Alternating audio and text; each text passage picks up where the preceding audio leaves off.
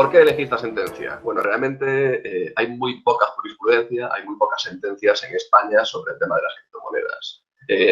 Como dice Serrat, caminante no hay camino, se hace el camino al andar. Este es el primer paso que dio el Supremo y, bueno, aunque en la presentación pongo análisis de la sentencia, realmente mi idea es criticarla, porque es una sentencia que, por desgracia, deja bastante que desear.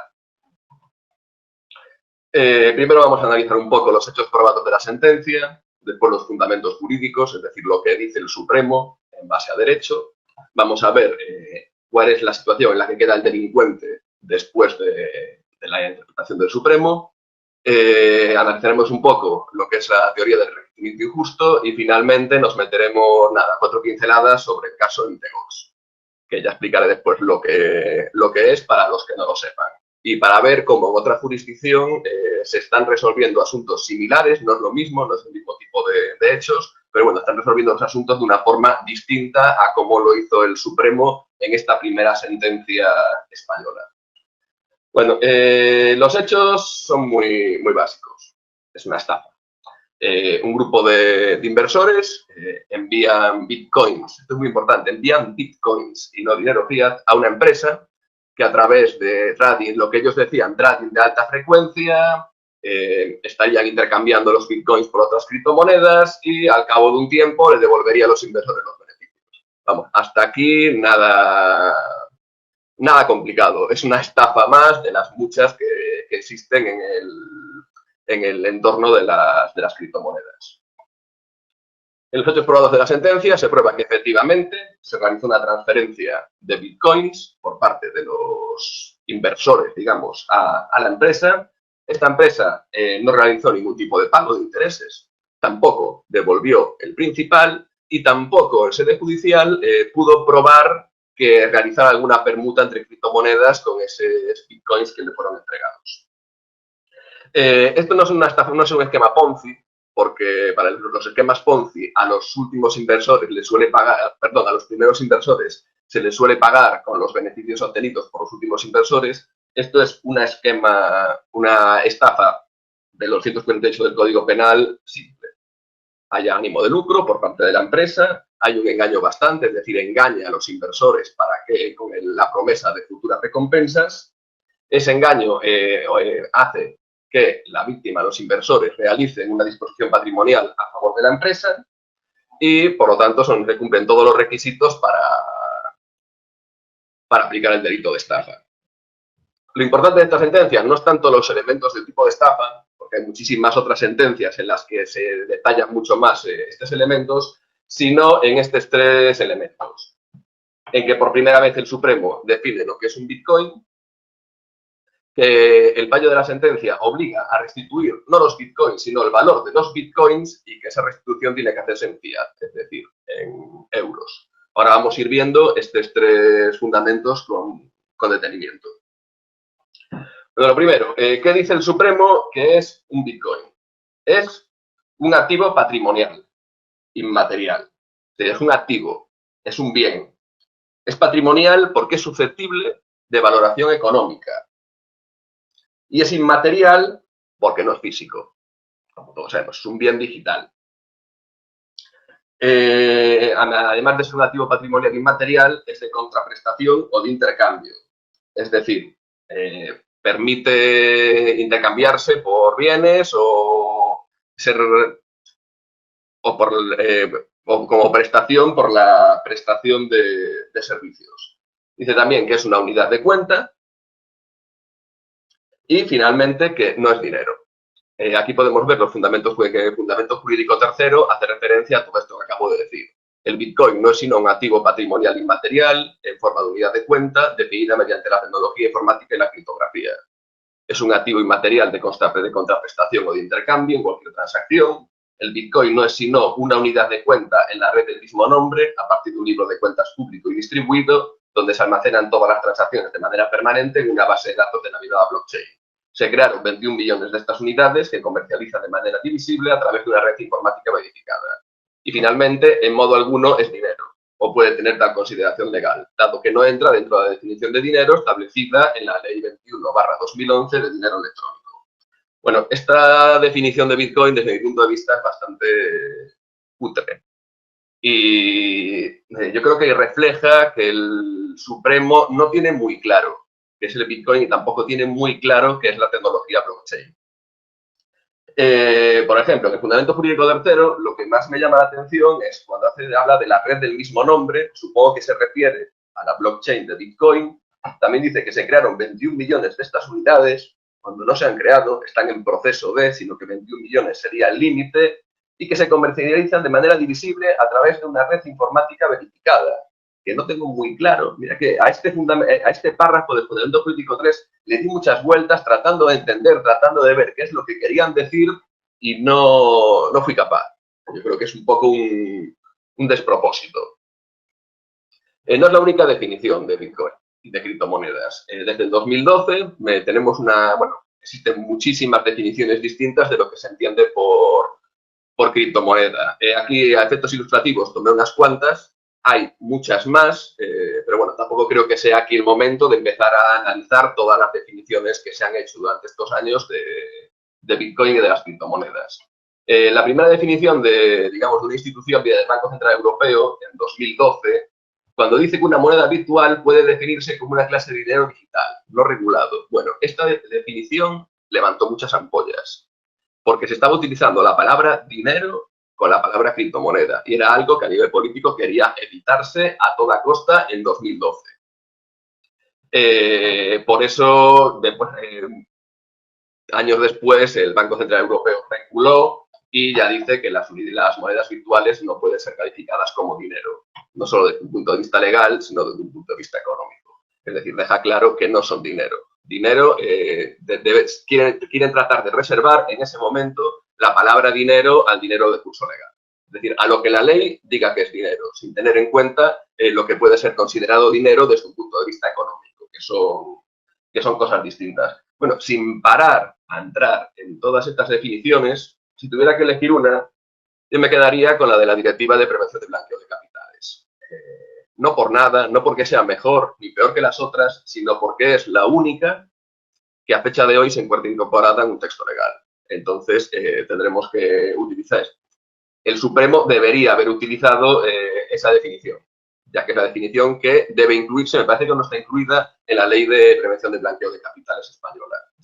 Y bueno, realmente analizar las definiciones de criptomonedas, de Bitcoin a lo largo del tiempo, pues es un poco una labor de arqueología, de criptoarqueología, porque si bien empezaban con dinero digital, después dicen que no son dinero, pero ahora si ya nos vamos ya a la definición de la Autoridad Bancaria Europea, vemos que ya habla de criptoactivo, puede ser calificado como dinero electrónico. Volvemos a recuperar dinero, pero ya no en relación a las criptomonedas, sino a los criptoactivos.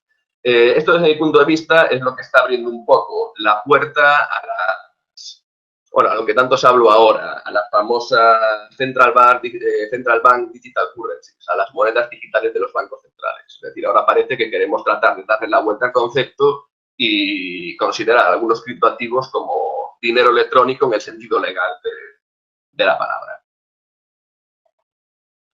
Bueno, aunque yo hablo de criptomoneda durante esta presentación, realmente, todos sabemos que cada vez se van surgiendo más conceptos nuevos.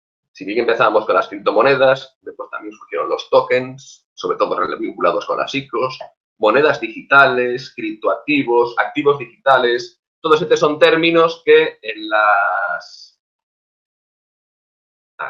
las definiciones de criptomoneda o de Bitcoin o de las distintas definiciones que van haciendo las autoridades, van cambiando. Dinero digital, dinero, divisa virtual, representación digital de valor, activo virtual, criptoactivo. Es decir, de momento, muchas veces se refieren con distintos términos a la misma cosa y otras veces tratan de colar otras cosas con términos similares.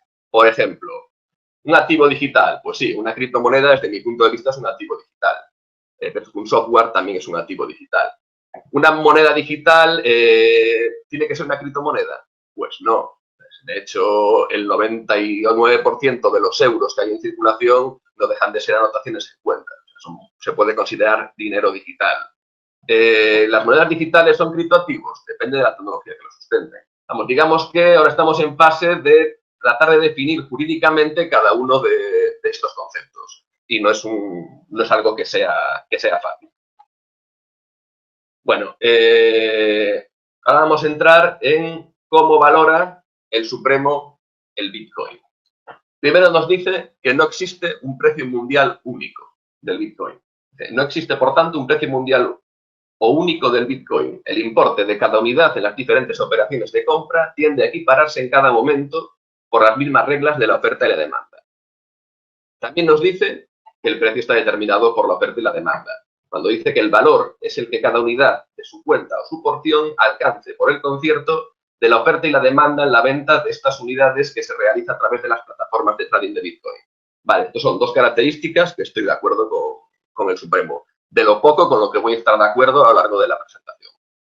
Y efectivamente se cumplen en el caso del Bitcoin. No existe un precio mundial único y su precio se determina por la oferta y la demanda en los distintos exchanges. Vale.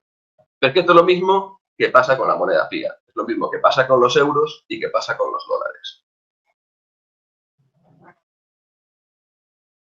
En cuanto al euro, pues tampoco existe un precio mundial único. Es el Banco Central Europeo el que publica los tipos de cambio de referencia en base a unas directrices del Comité de Operaciones del Mercado y Sistema Bancario Europeo de Bancos Centrales.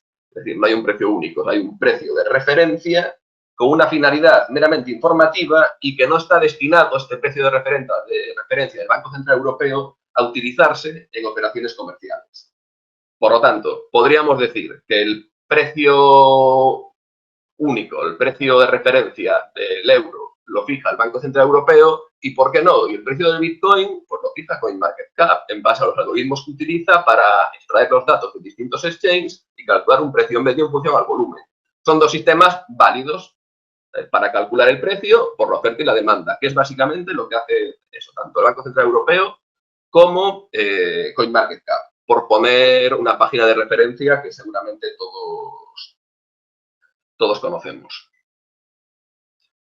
Bueno, una vez determinado que esa característica de la que habla el Supremo, de que no existe un precio único y de que el precio se determina por la oferta y la demanda, vemos que también se da en las monedas tradicionales, en la moneda fiat, vamos a ver cómo aplica la teoría de restitución del objeto del delito el Supremo en esta sentencia.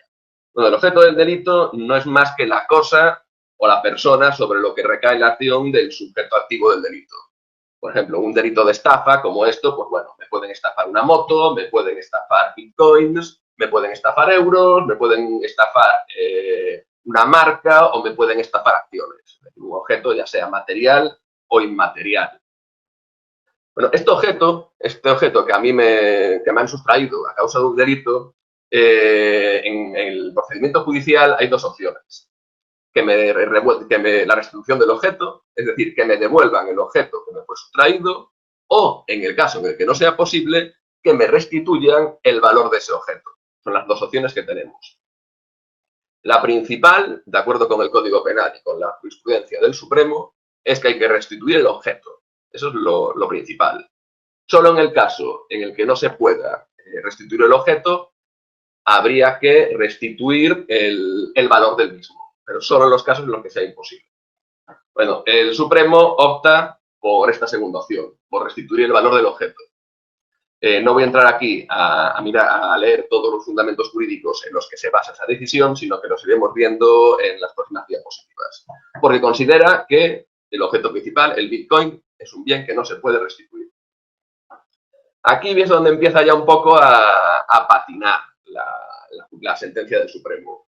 Y es que, por una parte, en el antecedente de hecho primero, o sea, se reconoce como hecho probado que la empresa se comprometía a gestionar los bitcoins que le fueron entregados en depósito. Es decir, ahí está hablando de que se entregaron unos bitcoins a la empresa para que los gestionara. Y en este mismo antecedente de hecho se reconoce como hecho probado que el acusado tenía la intención de apoderarse de los bitcoins recibidos. Los inversores enviaron unos bitcoins que fueron recibidos, esos mismos bitcoins, por la empresa.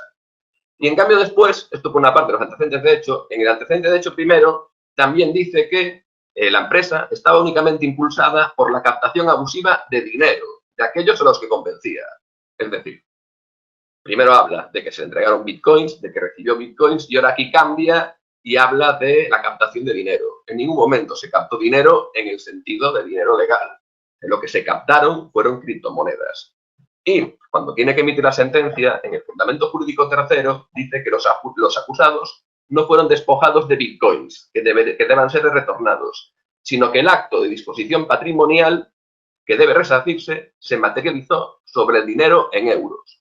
Esto es muy importante. Dice que la disposición patrimonial, o sea, el cambio de titularidad del patrimonio, se materializó sobre el dinero en euros. O sea, es que para mí no le encuentro sentido, no le encuentro sentido. Y sobre todo porque el propio Supremo, en otras sentencias, nos habla de que el acto de disposición puede consistir en entregar una cosa, dinero, una moto, un bitcoin, en grabar un bien, prestar un servicio, es decir, te pueden estafar, pero tú, que la disposición patrimonial que hiciste no fue en dinero, sino que fue que tú hiciste un servicio para un tercero y no tuviste pago por ese servicio. Y por lo que, analizando esta sentencia con otras sentencias del propio Supremo, vemos que hace aguas, que choca, no saben muy bien qué es lo que están haciendo. Lo mismo dice que el delito de estafa en otras sentencias del Supremo se perfecciona en el momento en el que tiene lugar el acto por el cual el titular de un bien o de un valor se desprende de él. Es decir, la disposición patrimonial fue la entrega de los bitcoins por parte de los inversores hacia el estafador en este caso. La argumentación del Supremo se puede concretar en estos 3 puntos. Consideran que el acto de disposición patrimonial se hizo en euros y no en bitcoin, lo que desde mi punto de vista es incorrecto. Que los bitcoins, el acto de disposición patrimonial es incorrecto porque el propio Supremo dice que el acto de disposición puede consistir en entregar una cosa, grabar un bien, prestar un servicio. Por lo tanto, entregar un bitcoin es un acto de disposición patrimonial, no es la entrega de euros. Después también dice que es la imposibilidad de restituir el bitcoin. Considera que no se puede restituir. Desde mi punto de vista, poderse, como decimos aquí en Galicia, poder se puede. O sea, si hay que restituir un bitcoin, los bitcoins se pueden adquirir, se podrían embargar todo el patrimonio del estafador, se embarga el patrimonio, con ese patrimonio se compran los bitcoins, se puede nombrar un tercero para que compren los bitcoins que tiene que devolver a las víctimas, se le devuelven los bitcoins a las víctimas y si sobra algo de patrimonio, se le devuelve el patrimonio al estafador. Todo esto da como resultado que en vez de devolver el objeto del delito, que se indemniza a las víctimas por el daño causado más por el perjuicio que se le pueda haber ocasionado. A la hora de valorar ese daño causado, tenemos 2 opciones. ¿Cómo valoramos esos bitcoins? Pues podemos tener en cuenta el precio del bitcoin en el momento en el que se realizó la disposición patrimonial, es decir, cuando se entregaron los bitcoins al estafador, o podríamos tener en cuenta, por ejemplo, el precio del bitcoin en el momento en el que se dicta la sentencia y se ejecuta esa sentencia. El Supremo, como no podía ser de otro modo, opta por valorar los bitcoins de acuerdo con el precio que estos tenían en el momento en el que fueron entregados al estafador. Lo dice aquí, siendo lo adecuado para reparar el daño, indemnizar los perjuicios en la forma que se indicó en la sentencia de instancia, esto es, retornando a los perjudicados el importe de la aportación dineraria realizado, con un incremento como perjuicio, que concretará, bueno, eso ya lo miraremos después, lo del incremento como perjuicio. Es decir, se valoran los bitcoins de acuerdo con el precio que tenían cuando fueron entregados al estafador. Digamos que aquí podemos ver una línea temporal, los distintos momentos procesales que se podían haber tenido en cuenta a la hora de valorar los bitcoins. La fecha de envío de los bitcoins, la fecha de finalización del contrato de trading, porque esos contratos de trading que yo te envío los bitcoins y en un mes te devuelvo lo que me enviaste más tu porcentaje de beneficios. La fecha de presentación de la demanda también se podía tener en cuenta a la hora de valorar los bitcoins, la fecha de la sentencia o la fecha de ejecución de la sentencia. Bueno, aquí podría haber más hitos procesales porque esto es una sentencia de casación. Antes de esta sentencia del Supremo hubo otra sentencia de instancia. Pero bueno, habría distintos momentos que podemos tener en cuenta para valorar el bitcoin. Los afectados, como no puede ser de otro modo, querían el precio, la fecha de ejecución de la sentencia, porque era el precio más alto, y el Supremo lo que dijo es que la valoración de los bitcoins se haría de acuerdo con la fecha en la que se enviaron pero de todos modos que sí, cuando deberían haber finalizado los contratos de trading, el bitcoin valía más, pues que se coja esa segunda fecha.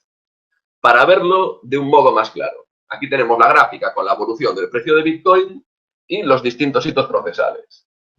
El 22 de agosto, que fue la fecha media en la que las víctimas entregaron los bitcoins, el precio del bitcoin era de $525.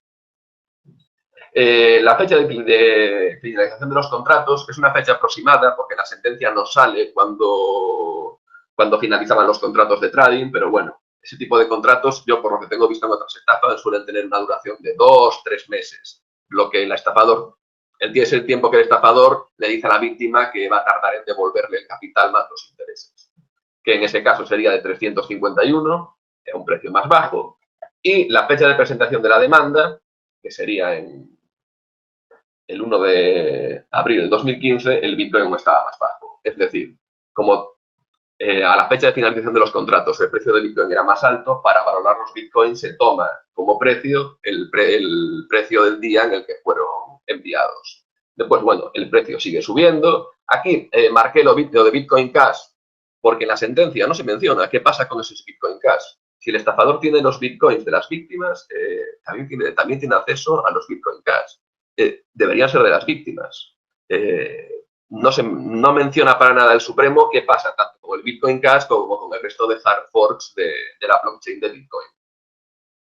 Después aquí tendríamos también la fecha de la sentencia, en la que el Bitcoin estaba a $9.200, y la fecha de la ejecución, que la ejecución de la sentencia suele hacerse poco después de que salga la fecha, de que salga la sentencia, en el que el precio pues podría andar por los $10.000, $12.000. De esto, como dijimos antes, perdón, se me fue, el Supremo coge el precio más bajo. Lo que ya de entrada, la simple valoración que está haciendo el Supremo del Bitcoin está suponiendo un importante perjuicio para las víctimas, que además de ser estafadas, se les está valorando los bienes, el objeto del delito, en un precio muy inferior al precio real que tienen actualmente los mismos. ¿En qué situación deja esto al delincuente? Desde mi punto de vista, lo deja en una situación muy favorable. Es decir, el delincuente tiene 35 bitcoins, que era lo que entregaron los inversores. Pues puedo optar. Bueno, veo que el precio del bitcoin baja. Tengo los bitcoins, me han denunciado por estafa, el precio está bajando, cada vez valen menos, pues restituyo el objeto del delito. Los devuelvo, aquí paz y después gloria. Al contrario, tengo los bitcoins y veo que el precio del bitcoin sube. Pues no los devuelvo, pues prefiero restituir el valor. O la tercera de las opciones, mira, me da igual, me como la pena que me caiga, pero no voy a restituir nada, teniendo en cuenta que los bitcoins son por naturaleza inembargables. No tengo ningún otro patrimonio, solo tengo los bitcoins, los tengo en una wallet, pues mira, que me condenen, que no devuelvo nada. Bueno, esta tercera vía, decir que cada vez es más difícil. Que si una persona puede tener los bitcoins en una wallet y no facilitar a la sede judicial la clave, y es imposible. El juzgado, los jueces no pueden hacer nada para acceder a esos bitcoins. Bueno, a no ser que sean las famosas técnicas de interrogatorio mejoradas que se hacen en algunos países. Pero bueno, de todos modos, esto de cada vez es más difícil tener bitcoins y, a ver, si realmente cometes una estafa, tienes los bitcoins, eres condenado, convertir esos bitcoins en fiat va a ser difícil. O sea, difícil, se puede hacer, todos sabemos que se puede hacer, pero bueno, realmente cada vez la normativa de KIC de los exchanges es más rigurosa y cada vez cuesta más poder, digamos, de manera anónima convertir bitcoins en fiat. Lo que le quedaría en este caso al delincuente sería utilizar directamente esos bitcoins y pagar bienes y servicios con esos bitcoins sin convertirlos a fiat. Pero bueno, eso sería eso daría casi para otra ponencia. De todos modos, es eso, desde mi punto de vista, la situación en la que queda el delincuente tras esta sentencia es muy buena. En este cuadro se ve mejor. Al delincuente tenía 35 bitcoins, que cuando le fueron enviados valían 18.405. Bueno, puse dólares, bueno, sí, dólares. Cuando finalizó los contratos por los que debería haber entregado esos bitcoins, los bitcoins valían menos. Es decir, en ese momento, si quería olvidarse de líos, podía haber devuelto los bitcoins o devuelto el valor de los bitcoins.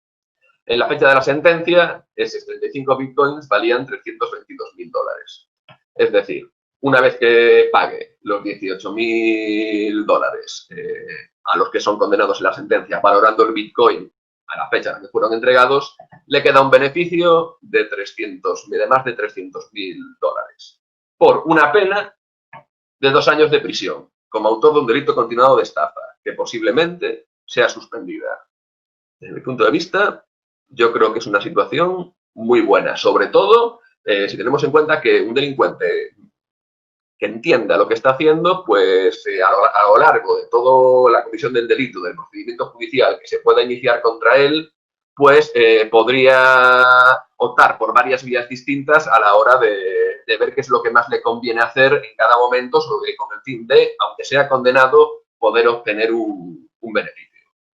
De todos modos, yo solo pienso, 300.000 euros, 2 años de prisión. Pues bueno, sobre todo aquí, claro, 300.000 euros, aquí no estamos hablando ya de bitcoins que tenga que blanquear, tal, no, aquí él paga sus $18.000, paga las costas del juicio, cumple su pena con la sociedad y puede libremente disfrutar de esos $300.000 sin ningún tipo de problema. Pagó su deuda con la sociedad, como dicen muchos corruptos. Yo ya he pagado mi deuda con la sociedad, esos $300.000 son míos y no hay nada que se pueda hacer. Bueno, yo considero que sí que sea algo que se puede hacer en estos casos, y es acudir a la figura del enriquecimiento injusto. El propio Supremo, en este caso no la sala de lo penal, sino la sala de lo civil del Tribunal Supremo, establece que los hechos que provoquen un enriquecimiento sin causa de una persona y el empobrecimiento de otra da lugar a la obligación de reparar el perjuicio. La esencia es, pues, la atribución patrimonial sin causa, por lo que el enriquecimiento sin causa debe restituir al empobrecido aquello en lo que se ha enriquecido. Enriquecimiento sin causa. Bueno, $300.000 de enriquecimiento sin causa. Bueno, realmente no sin causa, tiene causa y es como causa del delito, lo que aún es una situación de injusticia mayor si no haya tenido causa. Empobrecimiento de otra, pues el empobrecimiento de la víctima, que perdió un activo valorado, un activo que a día de hoy vale 322.000 euros y solo va a recuperar $322.000 y solo va a recuperar $18.000. Y también establece el Supremo que tiene que haber un nexo causal. O sea, un nexo causal entre el empobrecimiento de la víctima y el enriquecimiento sin causa de la otra parte. En este caso, el nexo causal está claro. Es un delito de estafa. Y esta relación de causalidad es lo que permitiría entablar una acción de enriquecimiento injusto. Esta acción, en este caso en concreto, no se ha presentado todavía, lo que no quiera decir que el abogado de las víctimas presente una acción civil por este enriquecimiento injusto. Pero ya digo que realmente es el Supremo el que debería haber tenido en cuenta este enriquecimiento injusto a la hora de dictar una sentencia distinta y no encima a las partes que después de tontas apaleadas, ¿sabes?, obligarles a, en su caso, iniciar un nuevo procedimiento para poder tratar de recuperar o de verse resarcido este perjuicio que se le ha causado. Bueno, ahora voy a entrar un poco en Entegox, una vez analizada la sentencia del Supremo, que no es lo mismo, no es el mismo caso, son casos distintos, pero bueno, digamos, el punto de vista o la manera de actuar, en este caso de los tribunales japoneses, pues desde mi punto de vista fue bastante mejor que la española. Para los que no conozcan Entegox, fue uno de los primeros exchanges que hubo. Se lanzó, es una fecha fácil de saber cuándo se lanzó, es el 18 de julio de 2010, empezó a operar Entegox. Bueno, fue un exchange tochísimo, llegó a controlar el 80% de todas las transacciones de Bitcoin en su día y bueno, y finalmente sufrió un robo en febrero de 2014, un robo de 850.000 Bitcoins. En aquel momento, al precio de 28 de febrero de 2014, estaban valorados en 493 millones de dólares, perdón.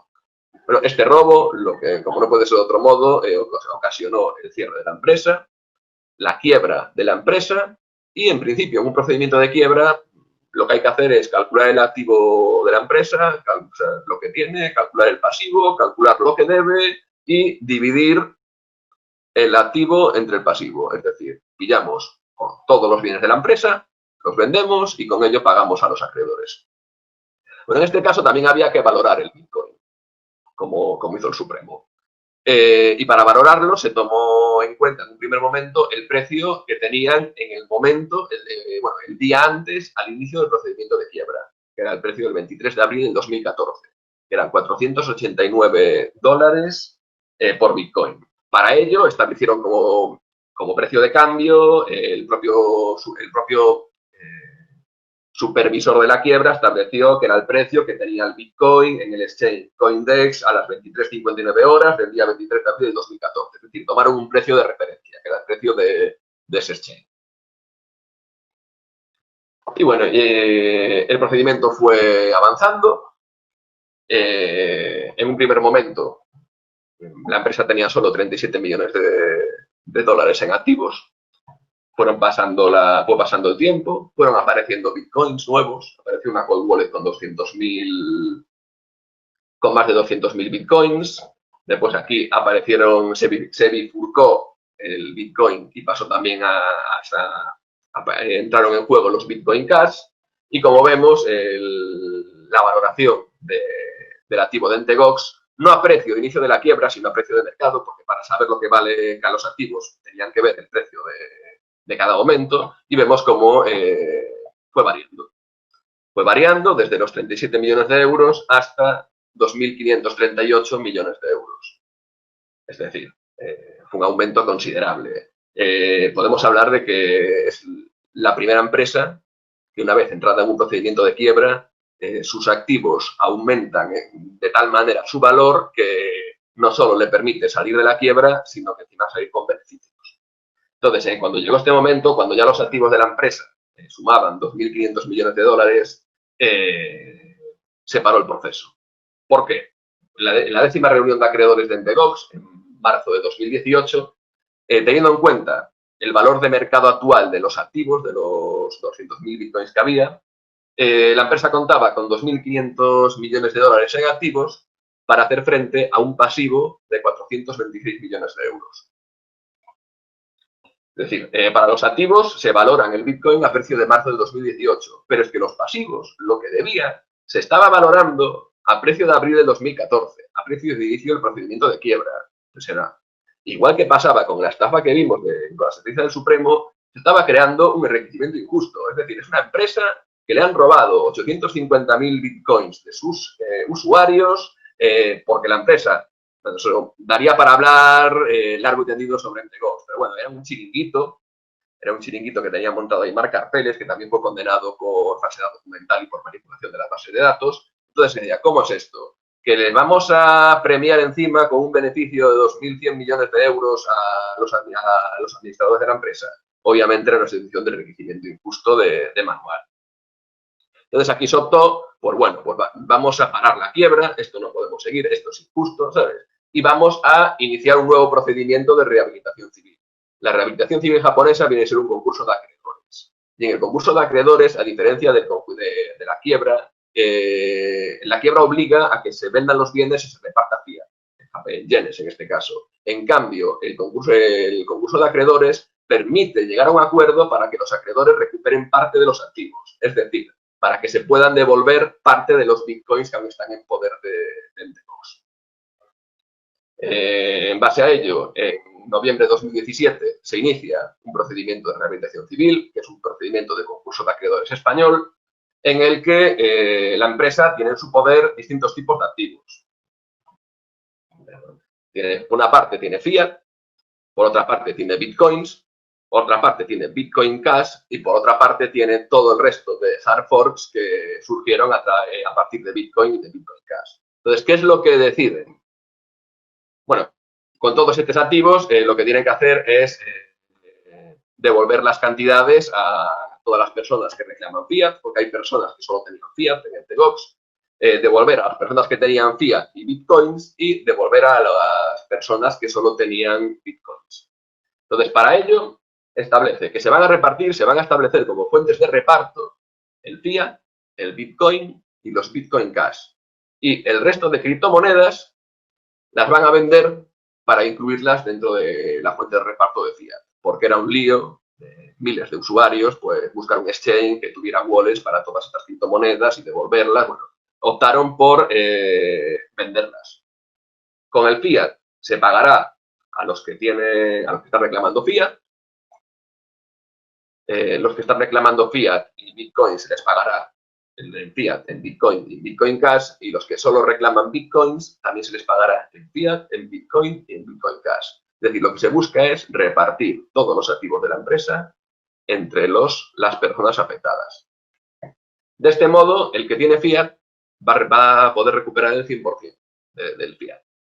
El que tenía fiat y Bitcoins van a recuperar el 100% del fiat que tenían, un porcentaje de Bitcoins, otro porcentaje de Bitcoin Cash, y para cubrir el resto de... claro, no van a recuperar el 100% de los Bitcoins y de los Bitcoin Cash, pueden recuperar en torno al 20%. Pues el otro 80% que no logren recuperar se les abonará en fiat. Y a los que reclamen Bitcoins igual, una parte en fiat, otra parte en Bitcoin Cash y otro porcentaje en fiat. Pero la valoración, es decir, para valorar los Bitcoins que tenía cada cliente, ya no va a ser la valoración que tenía del Bitcoin el 23 de abril de 2014, sino que se van a valorar a precio de 21 de julio de 2018, es decir, el precio de un día antes, el día anterior, según el precio de CoinDesk, que tenía el Bitcoin antes de iniciar este procedimiento de rehabilitación civil o de concurso de acreedores en español. Es decir, están optando por una valoración dinámica del Bitcoin. No nos podemos quedar con el precio, un activo tan volátil como las criptomonedas, no nos podemos quedar con el precio que tenían en un momento del pasado y a partir de ahí empezar a tirar para adelante. Porque entonces nos vamos a ver con situaciones muy injustas como la que vimos en la sentencia del Supremo. Entonces, por eso aquí optaron por primero, optaron por tratar de devolver Bitcoins y segundo, por tratar de devolver el valor de los Bitcoins a un precio lo más acercado a la realidad posible. Aquí podemos ver, ya para ir acabando, las dos líneas de tiempo. La sentencia del Supremo optó, como ya hemos dicho, por valorar los Bitcoins de acuerdo con la fecha del envío, o sí, cuando deberían haber finalizado los contratos, varían más con la fecha de finalización de los contratos, que ya vimos que varían menos, por lo tanto, se queda con la fecha del envío. Y aquí vemos en la fila de abajo que en el caso de Entegox no se tomó la fecha en la que cada usuario envió los Bitcoins a Entegox, ni la fecha en el que el usuario posteriormente trató de retirar los Bitcoins del exchange. Se utilizó en un primer momento la fecha de inicio del procedimiento de quiebra, pero posteriormente esa fecha cambió por la valoración que tenían en la fecha de inicio del PRC, todo ello teniendo en cuenta que la empresa, que lo que no se pueda recuperar en Bitcoin es que se van a entregar Bitcoins, se van a tratar de devolver Bitcoins. Y esta valoración solo se va a aplicar de forma subsidiaria para repartir el fiat remanente que estaría en posesión de la empresa. Y para tratar, en la medida de lo posible, de ocasionar el mínimo perjuicio a las personas afectadas. Esto es todo. Espero que os haya resultado interesante. Yo es un tema en el que llevo trabajando muchos años. Sobre Entegox podría hablar largo y tendido durante horas, o sobre otro tipo de delitos relacionados con la blockchain. Y nada, cualquier cosa podéis contactar conmigo o por Twitter o en el grupo de Telegram de la asociación o por el medio que os sea más cómodo. Muchas gracias a todos.